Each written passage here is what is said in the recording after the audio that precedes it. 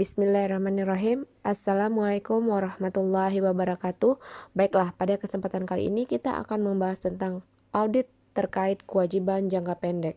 Liabilitas, utang, atau kewajiban timbul sebagai akibat dari aktivitas bisnis perusahaan, antara lain bisa pengadaan raw material, pembelian barang atau jasa, memunculkan utang usaha. Liabilitas atau kita kenal juga dengan utang atau dikenal juga dengan istilah kewajiban timbul sebagai akibat dari aktivitas bisnis perusahaan, antara lain aktivitas bisnis seperti pengadaan raw material, pembelian barang atau jasa yang akan memunculkan utang usaha, penambahan modal melalui pinjaman dari bank, perpajakan, pengadaan aset tetap juga akan menimbulkan liabilitas. Sifat kewajiban liabilitas. Suatu liabilitas kita katakan sebagai liabilitas jangka pendek jika yang pertama diperkirakan akan diselesaikan dalam jangka waktu siklus normal operasi perusahaan, atau yang kedua jatuh tempo dalam jangka waktu 12 bulan dari tanggal laporan posisi keuangan atau neraca. Menurut SAK Etaf, liabilitas adalah liabilitas kini entitas yang timbul dari peristiwa lalu. Penyelesaiannya diharapkan mengakibatkan arus keluar dari sumber daya entitas yang mengandung manfaat ekonomi. Penyelesaian liabilitas masa kini biasanya melibatkan pembayaran kas, penyerahan aset lain, pemberian jasa, penggantian liabilitas tersebut dengan liabilitas lain, atau konversi liabilitas menjadi ekuitas. Liabilitas juga dapat dihapuskan dengan cara lain seperti kreditur membebaskan atau membatalkan haknya. Menurut pendapat para ahli, liabilitas menurut Sukrisno Agus adalah liabilitas perusahaan kepada pihak ketiga yang jatuh tempo atau harus dilunasi dalam waktu kurang atau sama dengan 1 tahun, atau dalam satu siklus operasi normal perusahaan, biasanya dengan menggunakan aset lancar atau current asset perusahaan. Contoh kewajiban atau liabilitas jangka pendek. Yang pertama, utang usaha atau kita kenal dengan istilah akuntansinya accounts payable. Pengertian utang usaha adalah kewajiban kepada pihak ketiga yang berasal dari pembelian barang atau jasa secara kredit yang harus dilunasi dalam waktu kurang atau sama dengan 1 tahun. Yang kedua, pinjaman dari bank, short term loan. Definisi pinjaman dari bank adalah pinjaman yang diperoleh dari bank dan didukung oleh suatu perjanjian kredit or loan agreement, biasa dalam bentuk kredit modal kerja, working capital loan, ataupun kredit rekening koran, overdraft facility. Kredit modal kerja diperlukan perusahaan untuk membiayai aktivitas rutin seperti membeli bahan baku, membeli barang dagangan.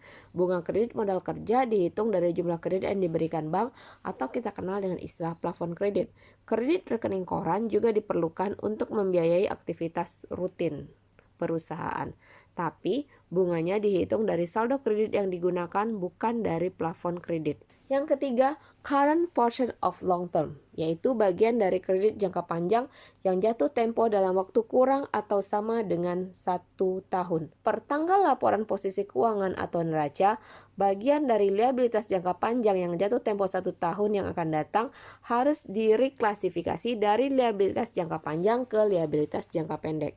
Kemudian yang keempat, utang pajak atau tax payable. Pengertian utang pajak adalah kewajiban pajak perusahaan yang harus dilunasi dalam periode berikutnya. Misalnya, utang pajak penghasilan pasal 21, utang pajak penghasilan pasal 25 atau pajak penghasilan badan, dan utang pajak pertambahan nilai. Yang kelima, biaya yang masih harus dibayar or accrued expense. Pengertian biaya yang masih harus dibayar adalah biaya yang sudah terjadi dan menjadi beban periode yang diperiksa, tapi baru akan dilunasi dalam periode berikutnya. Misal biaya gaji, biaya utilitas seperti listrik, air, dan telepon. Perlu diingat bahwa dalam pencatatan jurnal akuntansi, perusahaan harus menggunakan accrual basis, bukan cash basis. Kemudian yang keenam, voucher payable. Ini bila perusahaan menggunakan voucher system. Lalu yang ketujuh, utang dividen. Kedelapan, pendapatan diterima di muka. Kesembilan, uang muka penjualan. 10. Utang pemegang saham. 11. Utang leasing atau kewajiban sewa yang jatuh tempo untuk 1 tahun yang akan datang. 12. Utang bunga. 13. Utang perusahaan afiliasi atau utang dalam rangka hubungan khusus. Ada beberapa hal yang harus diperhatikan dalam audit kewajiban jangka pendek atau audit liabilitas jangka pendek. Yang pertama, understatement of liabilities. Kecenderungan perusahaan untuk mencatat liabilitasnya lebih rendah dari yang sebenarnya, yang kita kenal dengan istilah understatement of liabilities. Apa tujuan tindakan ini? Tujuan dari tindakan ini adalah untuk melaporkan laba lebih besar dari jumlah yang sebenarnya. Misalnya dengan tidak mencatat sebagian biaya dan pembelian barang dagangan atau bahan baku yang belum dibayar. Untuk itu, auditor harus melakukan prosedur yang disebut searching of unrecorded liabilities dengan cara memeriksa pembayaran sesudah tanggal laporan posisi keuangan neraca atau kita kenal dengan pembayaran subsequent event. Yang kedua, perbedaan antara accounts payable dan accrued expense. Account payable angkanya lebih pasti karena perusahaan mencatat kewajibannya berdasarkan invoice yang diterima dari supplier, sedangkan accrued expense angkanya didasarkan pada estimasi sehingga jumlahnya kurang pasti dibandingkan accounts payable. Tujuan audit kewajiban jangka pendek atau current liabilities. Audit laporan keuangan salah satunya dilakukan terhadap kewajiban jangka pendek.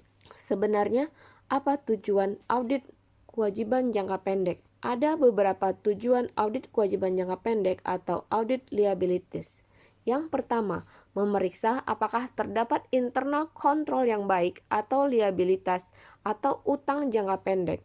Jika internal control atau prosedur audit internal atas liabilitas atau utang jangka pendek disimpulkan oleh auditor cukup baik, maka ruang lingkup pemeriksaan atas liabilitas atau utang jangka pendek dapat dipersempit. Dan sebaliknya, jika disimpulkan lemah, maka ruang lingkup pemeriksaan harus diperluas. Sehingga tujuan audit bisa disesuaikan dengan kondisi agar lebih efisien. Beberapa ciri internal kontrol yang baik atas liabilitas jangka pendek antara lain adanya pemisahan tugas antara bagian pembelian, bagian penerimaan barang, bagian gudang, bagian akuntansi, dan bagian keuangan. Digunakannya formulir-formulir yang bernomor urut tercetak untuk permintaan pembelian, order pembelian, dan laporan penerimaan barang. Adanya sistem otorisasi untuk pembelian maupun pelunasan utang.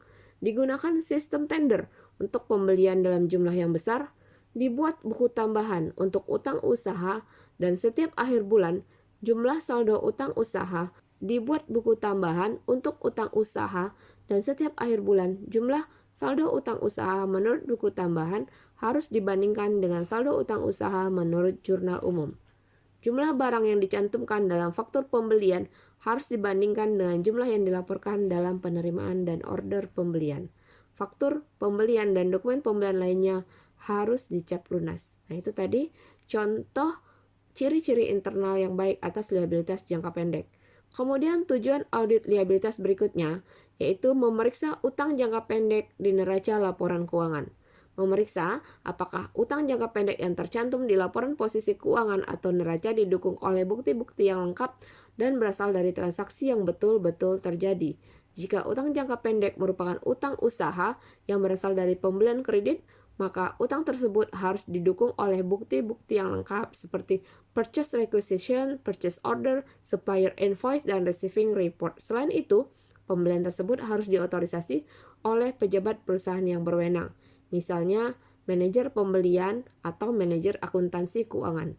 Jika utang jangka pendek berupa utang dividen, maka harus didukung oleh notulen rapat umum pemegang saham yang memberikan otorisasi untuk pembagian dividen.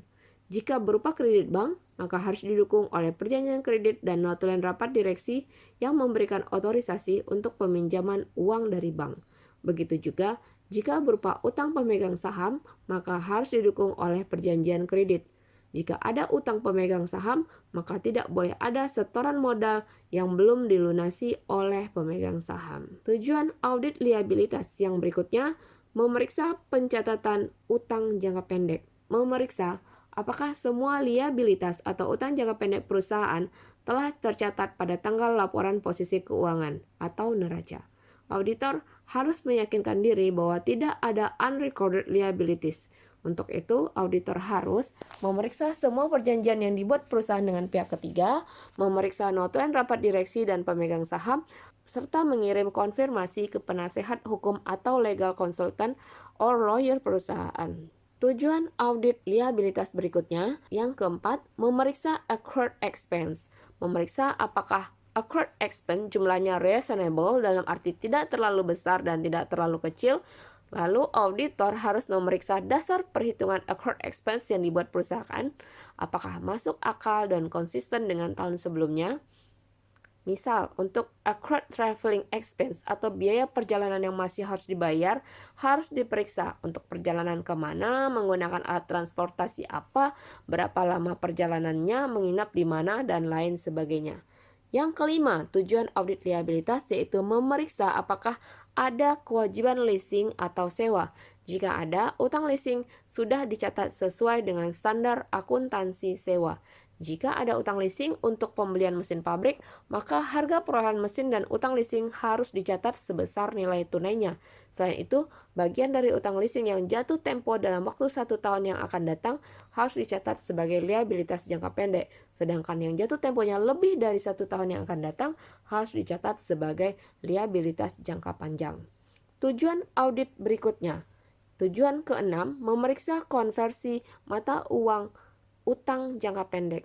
Memeriksa apakah seandainya ada utang jangka pendek dalam mata uang asing per tanggal laporan posisi keuangan atau neraca. Jika ada, apakah sudah dikonversikan ke dalam rupiah dengan menggunakan kurs tengah Bank Indonesia per tanggal laporan posisi keuangan atau neraca. Dan selisih kurs yang terjadi sudah dibebankan pada laba rugi tahun berjalan. Lalu berikutnya, tujuan audit liabilitas yang ketujuh, memeriksa pencatatan bunga. Memeriksa apakah biaya bunga dan bunga yang terutang dari liabilitas jangka pendek telah dicatat per tanggal laporan posisi keuangan atau neraca. Auditor harus yakin bahwa semua bunga liabilitas jangka pendek baik dari utang bank, utang pemegang saham, dan lainnya sudah dicatat sebagai beban perusahaan. Dan jika bunga tersebut belum dibayar, maka sudah dicatat sebagai utang bunga per tanggal laporan posisi keuangan atau tanggal neraca. Berikutnya, tujuan audit liabilitas yang ke-8, memeriksa pencatatan biaya bunga. Memeriksa apakah biaya bunga liabilitas atau utang jangka pendek yang tercatat pada tanggal laporan posisi keuangan atau tanggal neraca betul telah terjadi, dihitung secara akurat, dan merupakan beban perusahaan. Auditor harus yakin bahwa bunga yang dibebankan dalam laporan laba rugi berasal dari pinjaman jangka pendek yang digunakan oleh perusahaan dan didukung oleh perjanjian kredit yang sah sehingga betul-betul merupakan beban perusahaan. Selain itu, auditor harus melakukan pengecekan apakah perhitungan bunga sudah dilakukan secara akurat. Walaupun beban bunga dicatat berdasarkan nota debit dari bank, berarti dihitung oleh bank. Kemudian tujuan audit liabilitas berikutnya, itu tujuan ke-9, memeriksa perjanjian kredit. Memeriksa apakah semua persyaratan dalam perjanjian kredit telah diikuti oleh perusahaan. Tujuan audit liabilities berikutnya, yaitu tujuan ke-9, memeriksa perjanjian kredit. Memeriksa apakah semua persyaratan dalam perjanjian kredit telah diikuti oleh perusahaan sehingga tidak terjadi bank default. Biasanya dalam perjanjian kredit bank mencantumkan beberapa persyaratan kredit bank yang harus dipatuhi oleh nasabahnya, antara lain perusahaan tidak boleh mengganti manajer kunci tanpa seizin bank, current ratio harus dijaga pada tingkat tertentu, tidak boleh terlambat dalam membayar bunga. Bila persyaratan tersebut dilanggar oleh perusahaan, maka terjadi bank default dan hal tersebut harus diungkapkan dalam catatan atas laporan keuangan atau notes to financial statement. Tujuan berikutnya, tujuan audit yang ke-10 dari audit liabilitas adalah memeriksa kesesuaian penyajian utang jangka pendek. Memeriksa apakah penyajian liabilitas jangka pendek di dalam neraca atau laporan posisi keuangan dan catatan atas laporan keuangan sudah sesuai dengan standar akuntansi keuangan yang berlaku di Indonesia. Misalnya, jika perusahaan mempunyai kredit jangka pendek dari bank atau mempunyai utang leasing sewa usaha, maka dalam catatan atas laporan keuangan harus diungkapkan antara lain plafon kredit, jangka waktu kredit, tingkat bunga, jaminan kredit, pengembalian kredit dan pembayaran bunga, nilai tunai aset dalam rangka sewa guna, jenis leasing, dan jangka waktu leasing. Demikianlah yang dapat disampaikan, semoga bermanfaat. Billahi taufiq wal hidayah. Wassalamualaikum warahmatullahi wabarakatuh.